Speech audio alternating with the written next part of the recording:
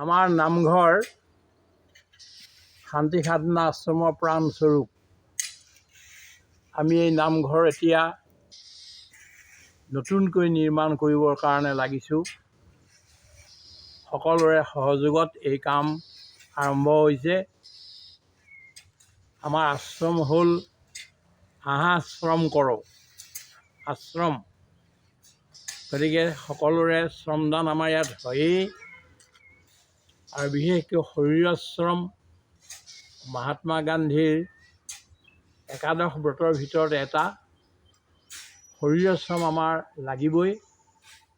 আৰু এই নামঘৰ নৱনিৰ্মাণৰ কাৰণে শ্ৰম কৰাটো অতি পবিত্ৰ কথা। সেইকাৰণে শান্তি সাধনা আশ্ৰমৰ ভাই ভনীসকলে মিলি এতিয়া এই নামঘৰ নিৰ্মাণৰ শ্ৰম কৰি আছে।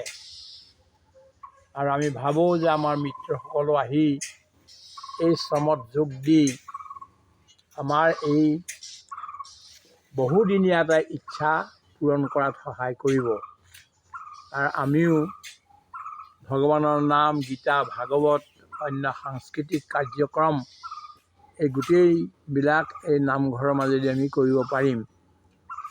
অসমৰ লোকটো আহিবই, ভাৰতবৰ্ষৰ লোক আমাৰ ইয়ালৈ আহি থাকে আৰু পৃথিৱীৰ লোক আহি থাকে।